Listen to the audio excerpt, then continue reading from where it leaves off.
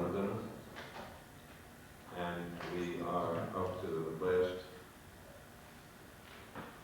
verse, so we can all chant responsibly. Sri Guru Karuna Sindhu Adhama Jadhara Bandhu Lokanatha Lokera Jivana Aha Prabhu Koradoya Dehamura Parachoya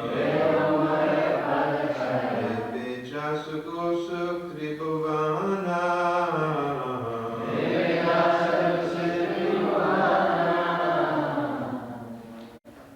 Sri Guru, the spiritual master, Karuna, mercy, Sindhu, ocean, Adhama, fallen, Janhara, persons, Bandhu, friend, Lokanatha, protector of the people, Lokera Jivana, life and soul of the people, Aha Prabhu, O my Lord, Kora, do, Doya, mercy, Deha, please give, Mordha, to me, Padachaya, shelter of the lotus feet, Epe, now, Jasa,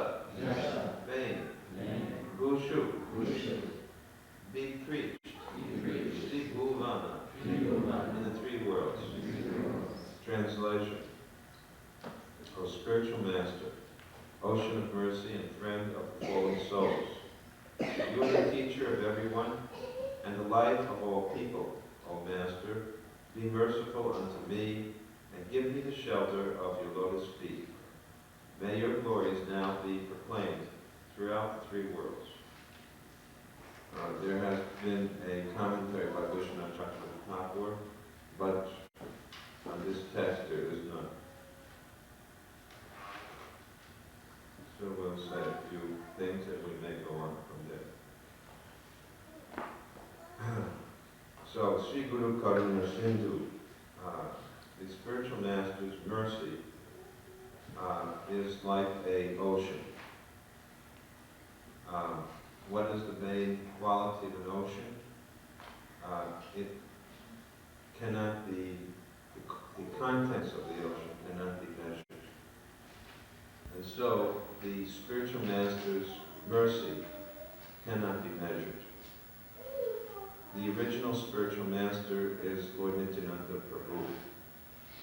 And we see his mercy exemplified in the deliverance of Jagai and Madai, who were extremely sinful, although they were born to Brahmin families and not weak, and so might be said to have had the best of births. They fell down to the point of committing every conceivable sinful act, and still they were delivered.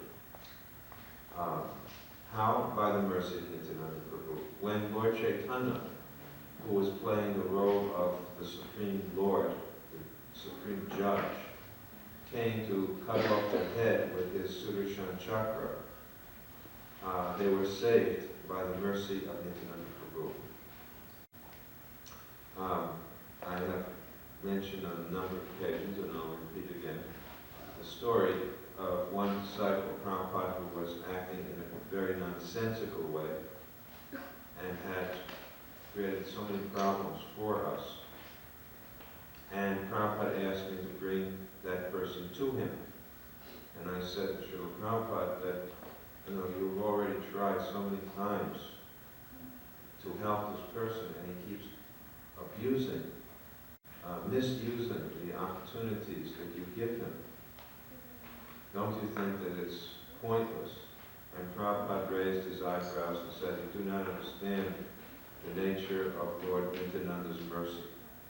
There's no limit to it. So,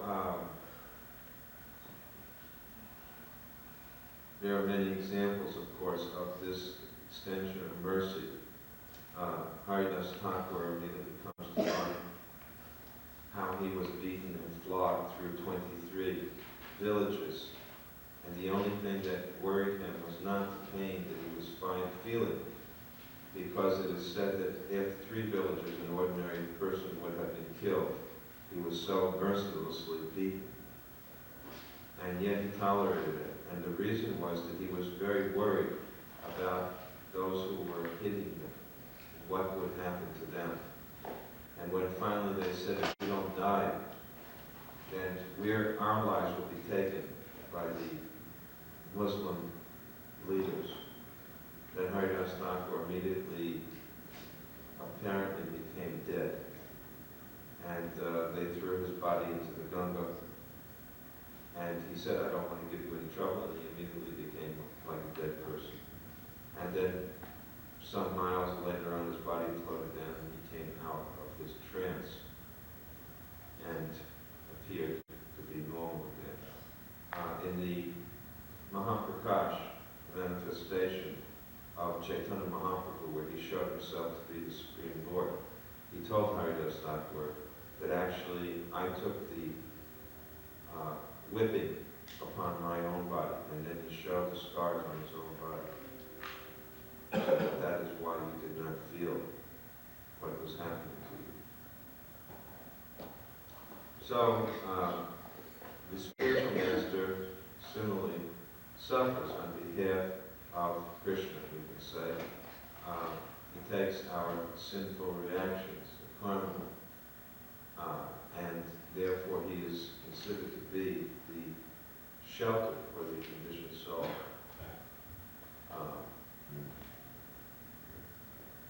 Nevertheless, we should not take undue advantage of the mercy we get from our spiritual master. Prabhupada said once, Krishna can forgive, he can forgive again. He can forgive again, but he said that a third time, or whatever, he may not forgive. So we should not think that this can go on and on and on and on. Take unfair advantage just is considered a offense against the holy name of the Lord. Particularly it falls within the category of committing sinful activities on the strength of chanting. In other words, if you think that because I've heard my spiritual master is an ocean of mercy, so I can do so many nonsense things and still he will extend his mercy to me, that type of mentality is not acceptable. And Prabhupada said that sometimes, he has commented that sometimes that is the worst offense against the holy name. So, to balance the statement about the mercy of the Guru, we should also state one should not take unfair advantage of it. Neither one should think of the spiritual master as an ordinary conditioned soul. That is also a mistake. Sometimes we have dilemmas because we see that the spiritual master or our devotion to him competes with our feelings or devotion for others. But we should understand that we have accepted our spiritual master as our guide, and therefore we have to remain faithful to him. And if sometimes we become strained in terms of our allegiance, we should always rule in favor of our Guru. That may be considered as line, but that faithfulness and loyalty is required for someone to have unflinching devotion. Adhama Janava Bandhu. Bandhu means friend. So the spiritual master has two addresses here. On the one hand, he's addressed as Prabhu or master. On the other hand, he's addressed as Bandhu or friend. He's a friend of the fallen souls. What is real friendship? Real friendship is to help someone in need. If someone is a fallen soul, surely he is in great need. So a friend is a person who lends hand to the fallen to lift them up. A friend shares whatever he or she has with another. So the spiritual master shares whatever he has received from his guru. There is a inheritance. It's described in Chaitanya Chaitamrita. There's a vast treasure house, a storehouse, which is lying there as the claim of each sincere person. And as a disciple, you have every right to claim the inheritance from the Guru. That inheritance is all of the wealth, the knowledge, the transcendental knowledge and realization that is coming down through the chain of the cyclic succession. And the disciple has a right to this. But you have to know how to get it. You have to ask for it. You have to be also worthy of it. Because when a father has some wealth and wants to leave it for his daughter or his son, he's not going to allow it to get spoiled. If he doesn't think that the children are worthy, he's not going to let whatever wealth there is accumulated through the forefathers to be spoiled by an unqualified child. So he tries his best to make the children qualified in order to be able to bestow upon them what is rightfully theirs. It is rightfully yours. Taking birth, this is a second birth, taking birth within the rite of initiation. You have a right to all that wealth, but you have to not misuse it. Otherwise, it may be taken away. So friendship. Another point is that the spiritual master here is our Prabhu. And in the spiritual world, the spiritual master becomes a friend. And the relationship between guru and disciple in the spiritual world is one of friendship. But we should not unnecessarily become overly familiar in this world. When one disciple asked Prabhupada a question, do you ever feel the separation from your spiritual master? Prabhupada said, that is not for you to ask. So that is not for you to ask. In other words, when persons became too inquisitive, I would rather say when persons who were not qualified became too inquisitive, Prabhupada shut the door. He would not respond. I'm sure if they were more qualified, he would have said everything. But he did not, because he understood that they might not properly be able to appreciate all that he was feeling. So we have to become worthy of the spiritual master revealing those things which are made most sacred to us.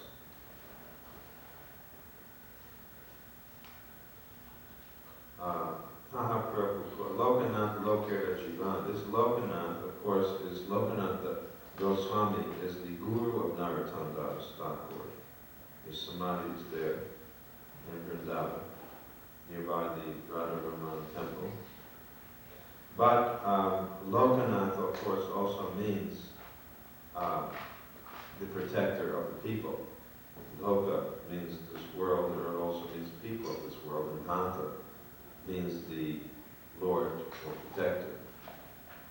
So the Guru is our protector on behalf of Krishna. The Guru protects. How does a Guru protect? By showing us the path of Dharma. He shows us the path of religious activity, and he helps us to see what to distinguish right from wrong.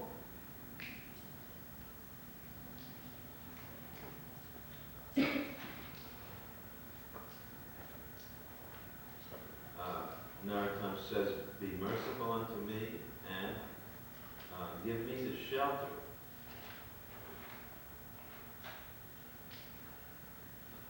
Deha mora pada choya, give me the shelter of your lotus feet. So the shelter of the lotus feet of the spiritual master, sometimes described as a soothing shelter, cooling shelter. The disciple always aspires for that shelter. And may your glories now be proclaimed throughout the world. Evi jasa gusu tvi bhurana. So this is the prayer. The next prayer, there are more prayers for this song. The next is Sri Vaishnava Mahima. Mahima means glories. Sri Vaishnava Mahima.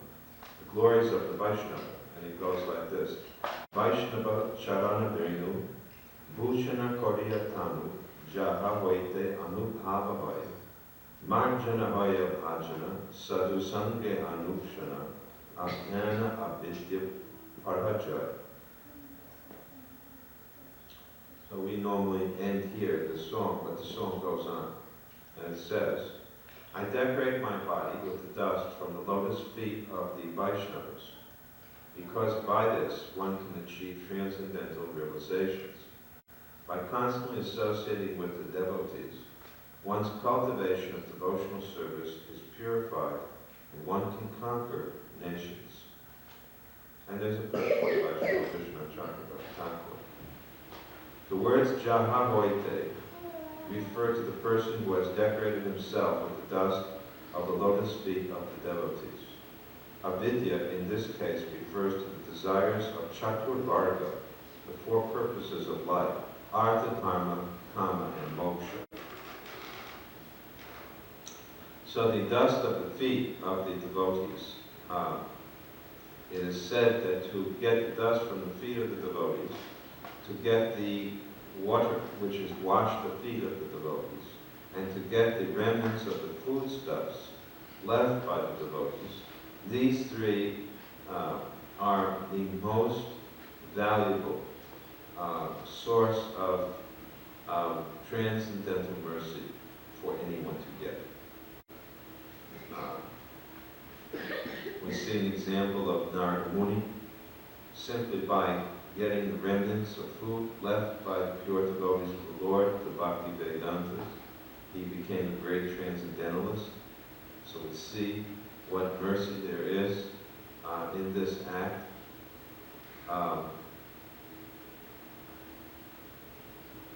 The dust of the feet of the pure devotee are so valuable. And it's said to be, it's interesting, the word bhushana, decorate, this decoration. Of course, we put so much decoration on our head. We wear nice clothing, or we decorate our faces. But here it said that the ultimate decoration for the head is the dust from the feet of the pure devotee. There's no better decoration. You can think about this every day, right? When you're decorating yourself, you should say, do I have a little bottle of dust, foot dust, from the pure devotees, to put some of that on me? That's the ultimate decoration.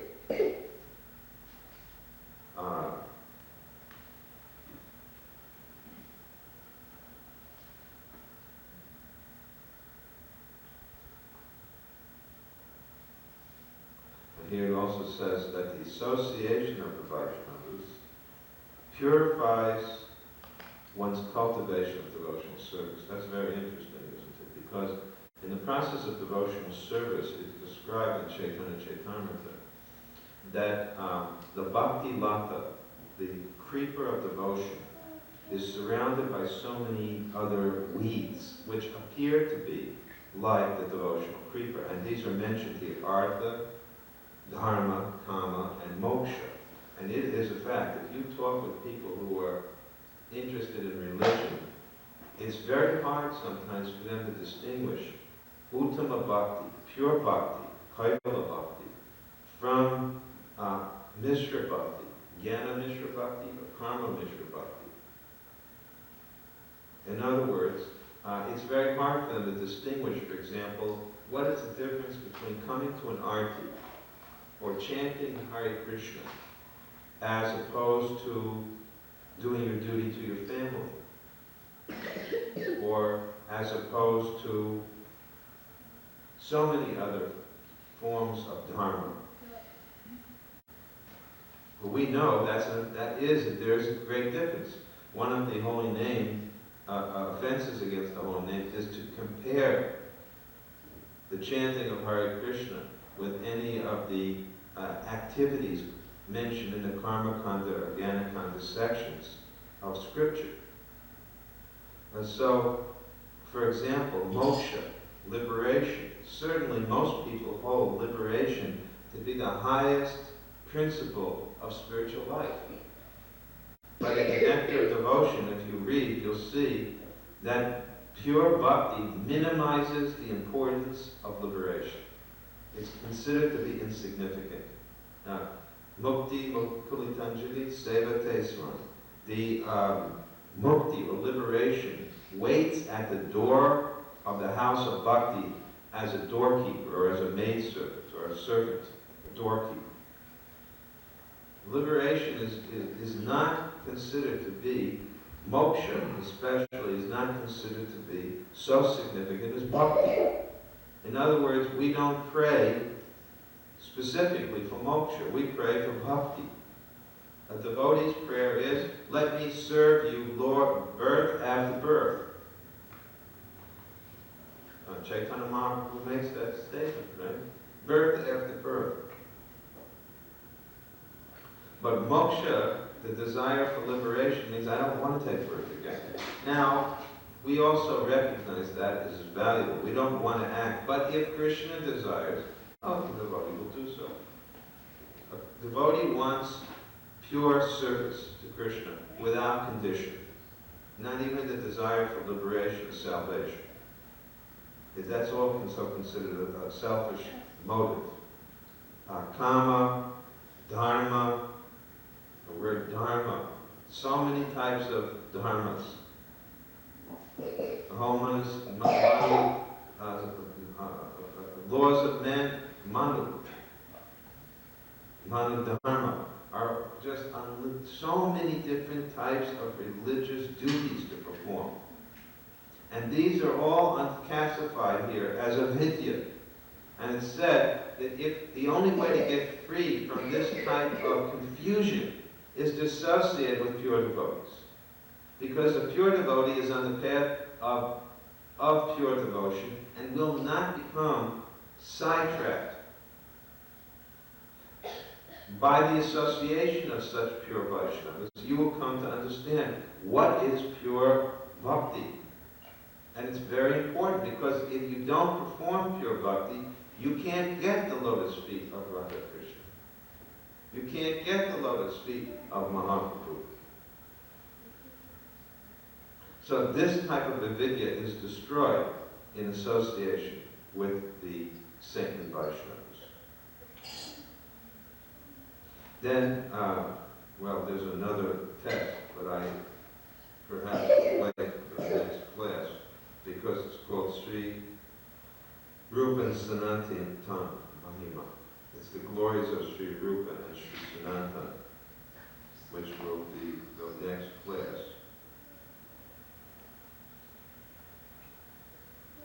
And it goes on for a while, for 3 verses. And then after that comes Shuddha Bhakti Tattva, the truth about pure devotional service.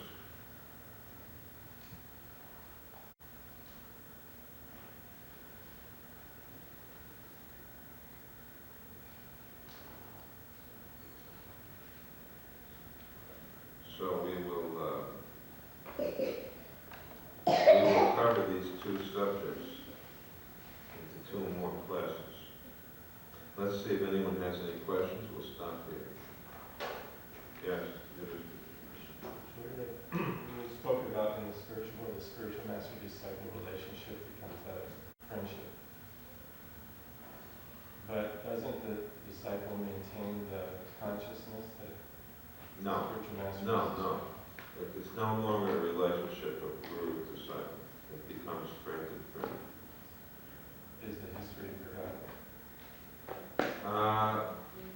if it's needed to be remembered, but why should one? That's like asking, do you remember in the spiritual world about your trips in the material world? Do you? Do you think that when you're in the spiritual world, you have to dwell on the millions of births you had here? I just heard the Prabhupada said it was like waking up from a bad dream. Yeah, so when you wake up from a bad dream, you don't want to keep thinking about the dream. But you remember. No, you don't. No, you don't. Not detail. No, you don't. No, not even detailed. You don't. You put it out of your mind. People don't continually dwell on bad dreams. They try to forget them. And similarly, the relationship with Guru, because we see that in the example of, with the example we have from the prayers and songs, as an example, is in terms of the Goswamis and their service, their eternal service to Srimati Radharani. And, Sanatana and Rupa, who are, especially in the case of Rupa Goswami and Sanatana, they are, the foremost maidservants of Radharani, and others assist them. But their relationship is not like a guru and disciple. It's like a friend and another friend. It's in a friendly mood. They're the same age, and they have the same service mood. So it's loving dealings. But is the relationship still one of assisting them, their spiritual master? Yes, it is. But it's done more in friendship. The exchange is one of friendship, not of master-servant relationship. There's still the recognition of the closeness of the person who was your guru to the worshipable object, Krishna or Radha or whoever it may be according to the relationship. So that person is close, and therefore you come closer to the worshipable object by the friendship you have with that person, or by the mood of service you have to that person.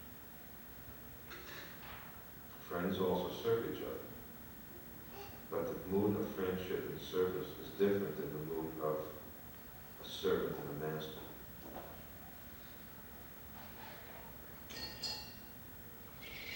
Another question? During the cycle, how does that relationship exist? Well, the way we understand the guru and disciple, if the guru and disciple have different rasas, how does the relationship exist? The example has to be, we have to get the answer from Jayadharma. Bhaktivinoda Thakur discusses this in Jayadharma. And in different ways the guru will manifest relationships that are appropriate. And there, one was in the relationship, I believe it's been a while since I read fraternity, and one was in the relationship of conjugal, and the guru took appropriate forms. So it's possible to take many forms. I would have to read. I don't have my Jayadharma here.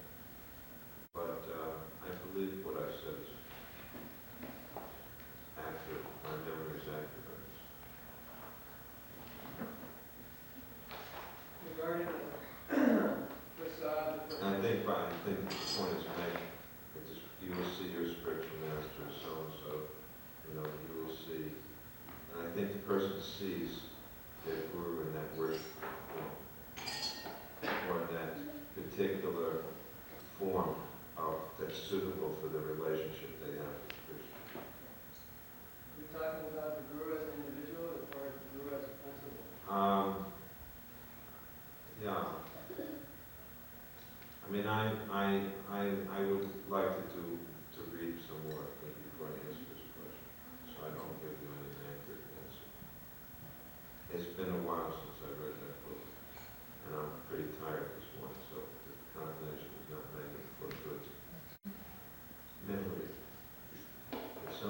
Jaga Dharma, then it'll, do you have a copy of Jaga Dharma? On my computer. If you look through it, then tomorrow or the next day you can give us the answer.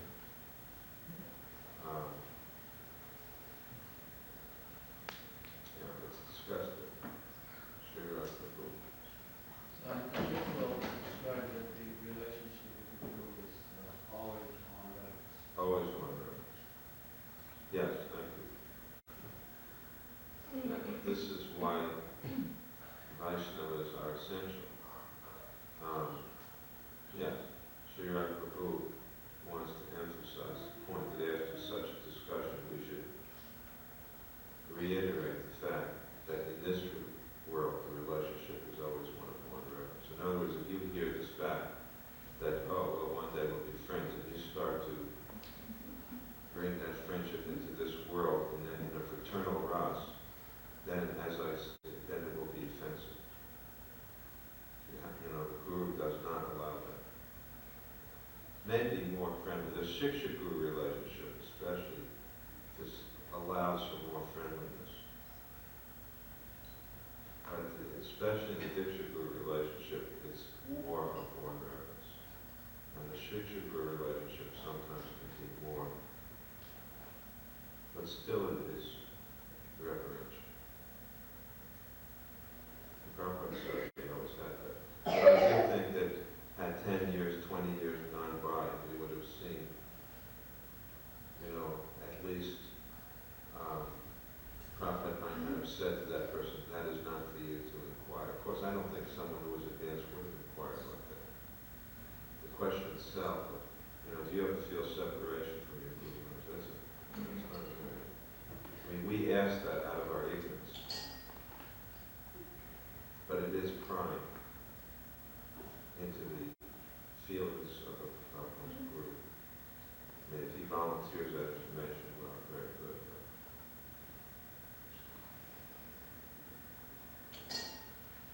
Would you also read some Narada's instruction which says that one should cultivate an attitude of firm friendship with the spiritual master, which he says that.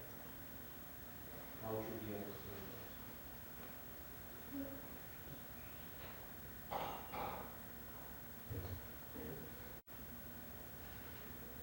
Well, that statement then is a balance to what Srila was saying.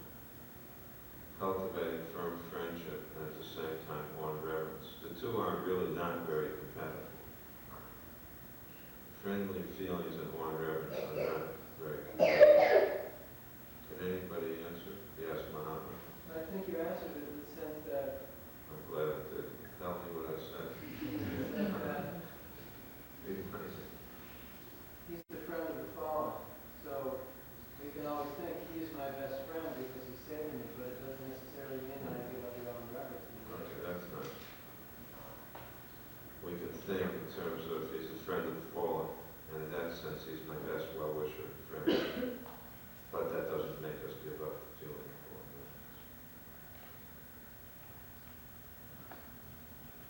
Sometimes a disciple, one Srila Prabhupada's disciples will lose faith in their spiritual master and then they try to take shelter as another institution, one of the Prabhupada's God entities.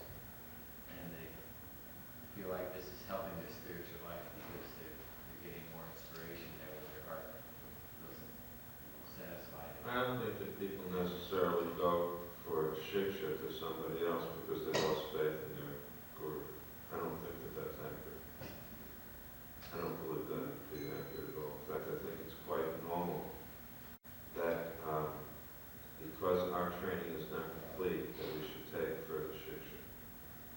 And I think it's very unfortunate that this movement doesn't know how to recognize the need of disciples for shiksha gurus. And they somehow think that may indicate lack of faithfulness. I don't think that is a fact at all. Although I would agree that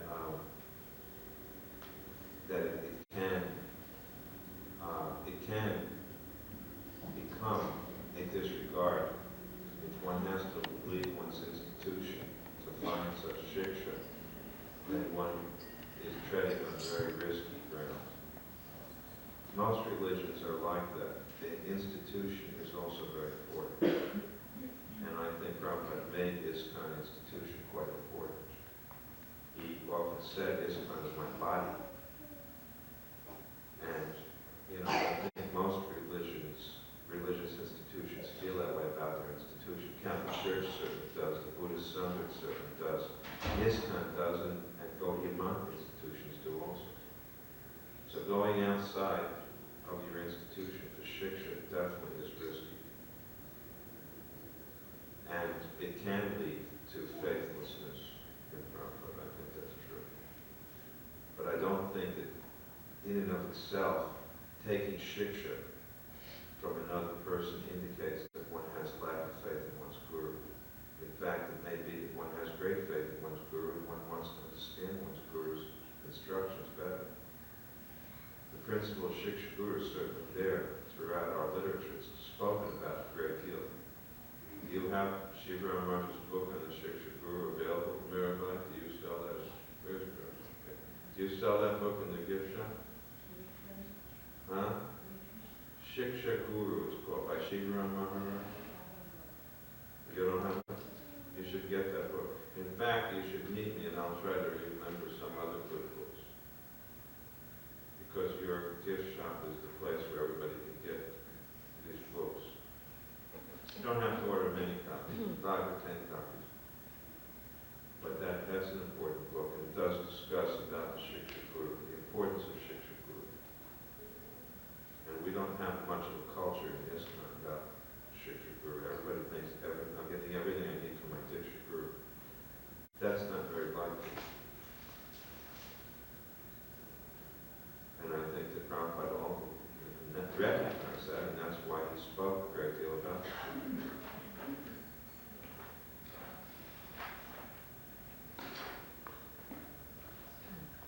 And Vanilla? Sure, Gurudev, in your first class, you spoke how when the disciple becomes qualified, he or she receives the knowledge about their spiritual identity from their guru. So if the spiritual master is not physically present and the disciple becomes... Say it again? Let's say that the disciple becomes qualified for this knowledge to be revealed, but the guru is not physically present.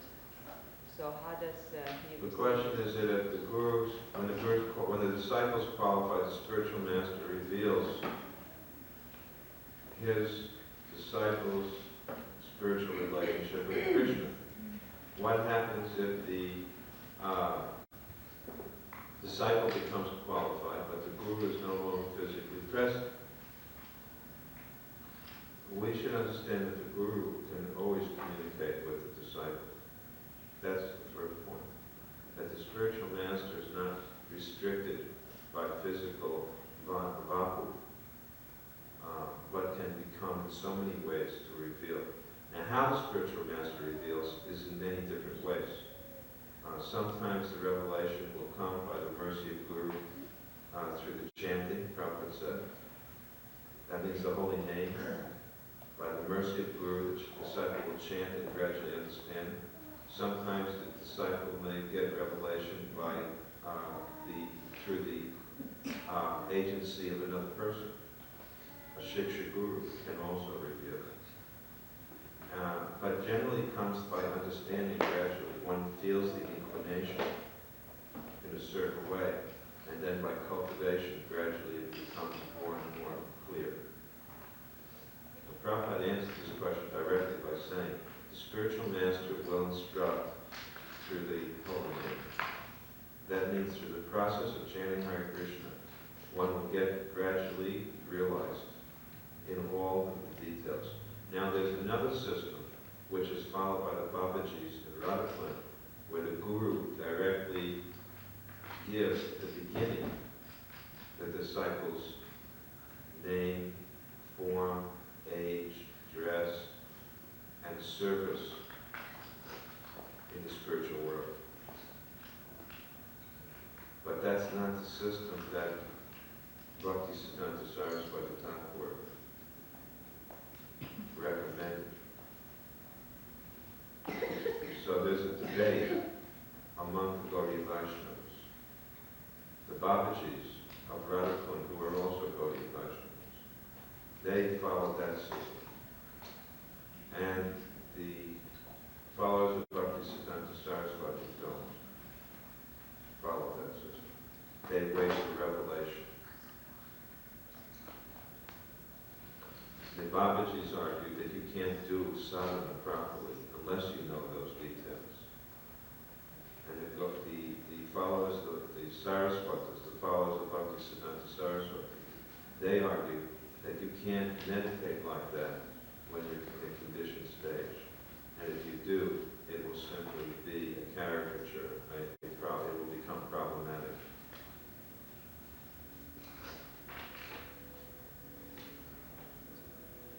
So there's a different approach argued by each camp. And the Babajis actually say the Bhaktisiddhanta Saraswati's line is not proper because he didn't get this type of Siddha Pranali. It's called Siddha Pranali mantra.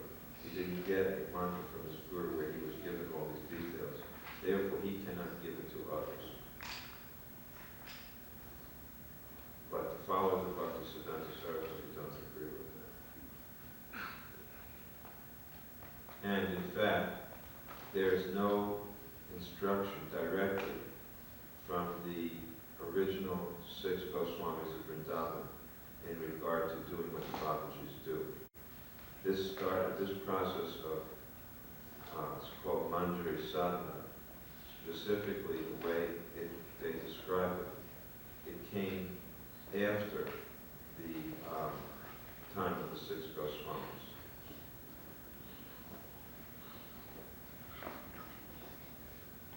So, these are details which will just confuse most people sitting here, but anyway. We follow the line of Bhaktisiddhanta Saraswati. Mahatma. I don't know if this relates to what you're talking about, but are you familiar with the controversy between those who say that we must have a diksha line intact for the mantra? Yeah, that's what I'm referring to. Well, they trace out the disciplic succession through diksha guru. Through Diksha, but their idea of Diksha is not what we understand by Diksha. Their idea of Diksha is like I described it, where the Guru, at the time of initiation, tells you who you are in the spiritual world. That's what their idea of Diksha is. But obviously, that's not our process. We say that comes through revelation, through qualification, not simply by telling someone.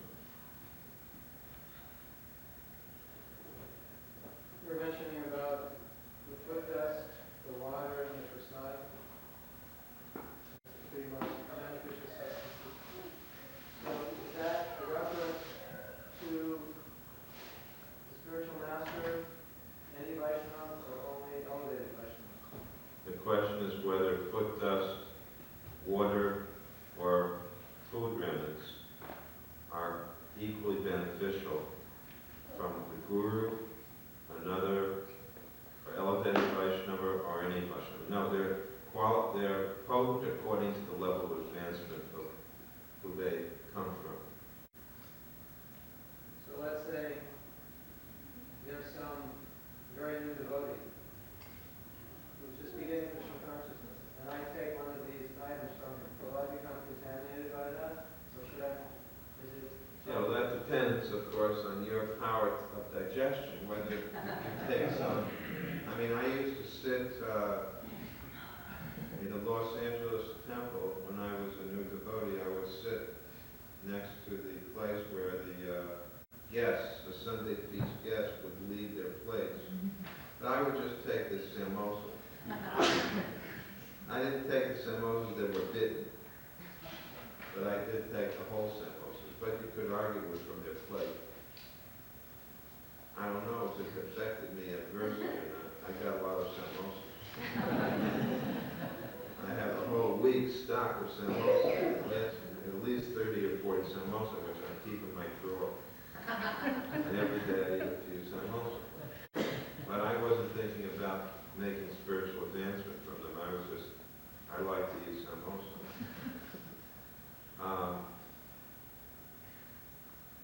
we should take the remnants of advanced Vaishnavas. That really is the point. And actually, no one should want to leave remnants. It's said that even a sannyasi cannot leave remnants, but the guru may leave remnants for the disciple. But otherwise, everyone should finish everything on their plate, and one should not allow people to touch their feet, and one should not allow people to wash their feet. But the guru may allow these things to the disciple out of his cautious mercy. I think Muhammad realized he was cooking something and forgot. So much talking about San Moses. There is a certain level of realization. For example, as you become more advanced in Krishna consciousness, you can understand a certain amount about a person's previous life or lives by studying their consciousness. And Prabhupada says this, and I think it's not only Prabhupada says it, but there's a text in the Bhagavatam that says that you can, by studying a person presently, you can understand their past and their future. So there is a certain amount of ability to actually understand about someone's past if you can read their consciousness properly. I mean, I was thinking more in Srila Prabhupada's case, because sometimes... I mean, do you mean, can the spiritual master tell you what you were doing yesterday at 10 a.m.? I don't think that's what it means. I mean, there is some yogic power. I think that's a yogic power, if anything, more than even, that some yogi may have such a mystic perfection that they can do such a thing. But what are you referring to, particularly Prabhupada? Well, sometimes during Prabhupada's time, there's questions of what happened 20, 30 years ago, even when Prabhupada was present. I mean, people have asked me that. And what you mean you're asking you if you can remember the past? No, if Prabhupada was Trikalagyan and would have been aware of what... I mean, I've heard some sadhus say that Prabhupada was Trikalagya. But Prabhupada said on certain occasions, if you don't tell me something, then how will I know? Why did he ask for reports? For example, he asked me to write a report every week. I was his disciple, and I was a leader and manager of his movement. He wanted a report every week. Well, if he's Trikalagya, why did he want a report? I could say just so that you would get the benefit of reporting. I don't buy that. That's not my experience. I think Trikalagya means that, you understand the past, present, and future according to what Krishna needs and wants you to understand. Could Prabhupada do it? All right, yes. I'll say yes. The spiritual master can do it. At least I'll say he could do it. Did he do it? Well, he didn't indicate that he did it. The guru knows what, but there's other times where Prabhupada was asked, do you know everything? He said, I'm not Krishna. I'm not God. So he didn't seem to make the meaning of Trikalagya to mean, that I know everything like God knows everything. That's what God's power is. Guru is not God. He's a servant of God. And he knows what he knows by the grace of God. But he's not God.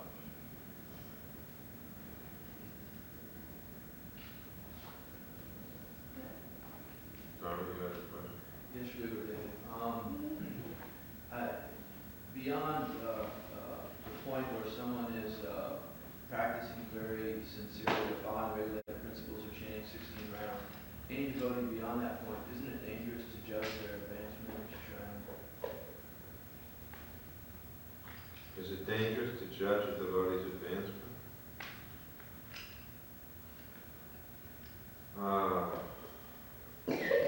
Well, everything is, the word danger, what is danger? I guess you mean committing offenses. The danger might be that you'll think someone's not advanced. But judgment is not wrong. To judge is not wrong. In the sense that you have to be able to discriminate. There are symptoms of advancement, which you can see in a person.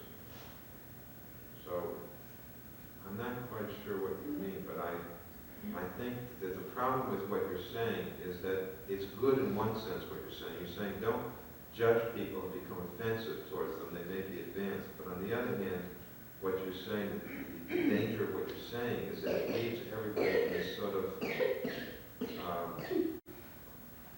sort of this wishy-washy type of existence where,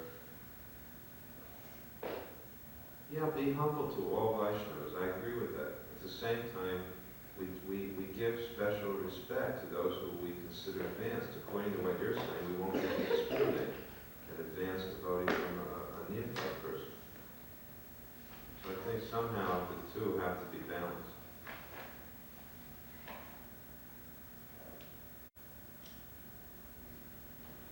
Ladies, some questions?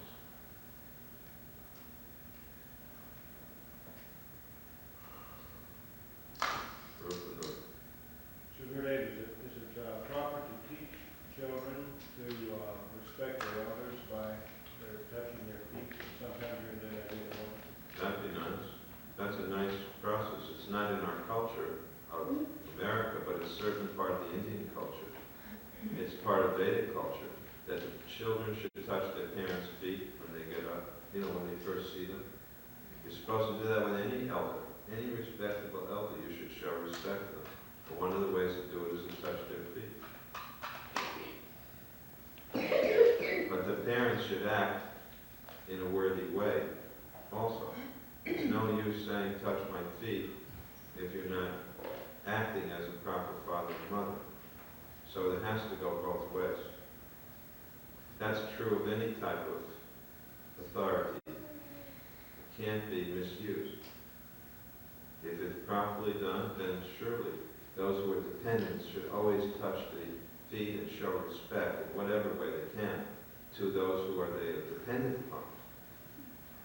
That's our system. That is the Vedic culture. That is being destroyed in the modern world today.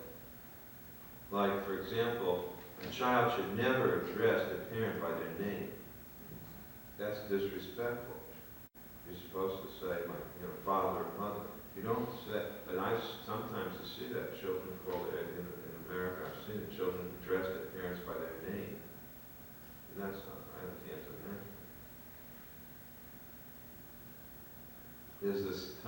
There's this tendency in modern societies to sort of make everything one. Bring everything down to the same status. Everything is on the same status as pure spirit soul. All living beings have equal status as parts and parcels of Krishna. Spiritually, potentially, eternally. But within this world, there's distinctions have to be made. So simultaneously, one and different. That's Chinta Veda. Is it also appropriate for children to take the remnants of foodstuffs and plates? Yes, it's proper for the children to take the remnants from their parents' plate. One time, to give you an example, we were staying at a place, and the famous Gita, in India, Gita Press in Gorakhpur. So we were staying at the guest, Prabhupada and a few of us, at the guest house of Hanuman Prasad Kodak, who was the founder of Gita Press. And they had cows there.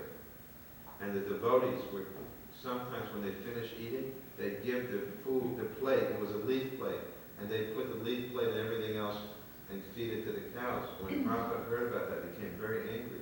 He said, you can eat the remnants from the cows, but you can't give them your remnants. Because the cow is mother. You can't feed your mother. Of course, out of affection, a mother will eat what her children leave. That's out of affection. There's nothing wrong with that. There's nothing wrong with the parents eating whatever their children. That is out of affection. But actually, from a respect point of view, but out of affection, that happens sometimes, especially with a young child. The young children only eat a little. Sometimes the mother's feeding the child and feeding herself in the same plate. That's out of love. Love doesn't have such a boundary. There's no boundaries like that with love. But I can only cite the example with the cows. Even in India, when you're making chapatis, If you're living in a village, who do you give the first chapati to thereby? The cows.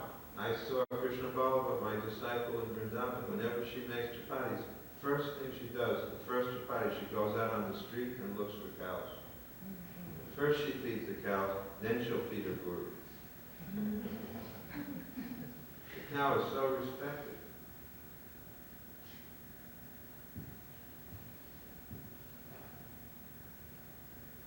Here, who are you going to go? You've got to know when you go out on the street here.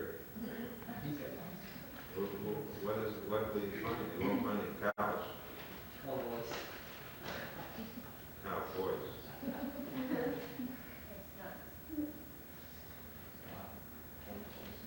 Huh? Spot. What's that? Spot. Who is that? You might as well. You know, I don't know if you get the same dinner. She thinks you get the same.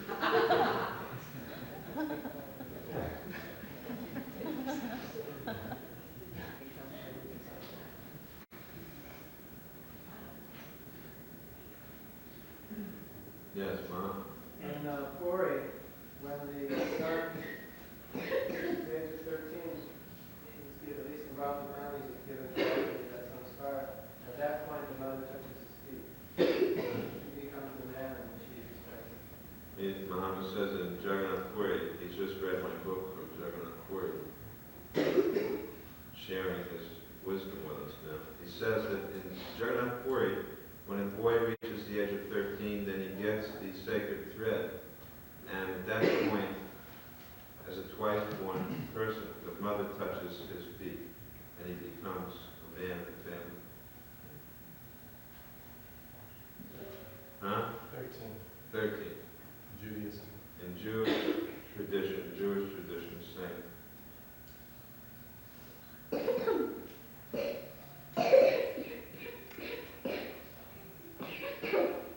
Someone has a terrible call. Who is that?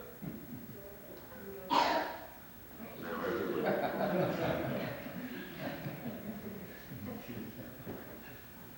Some of this bug is going around the kids. Okay, so we'll stop here. And what's the program tonight? Is there a program tonight? No program. Oh. Is there a program tomorrow morning? What time is the initiation ceremony? 10. 10? Okay. So let's, okay, well, I guess we could do a class and initiation ceremony. We'll have to see. I need to initiate the beads. I need the beads. Sure. Anyway, come for the class. There will be class. Most likely I'll give it, but I have to just see. But I think I'll do the class. But at the same time, we'll go on because we have to complete this whole song, and there's at least 2 or 3 more days worth of lectures. Okay. Vancha Kalpa Turu Vaishyam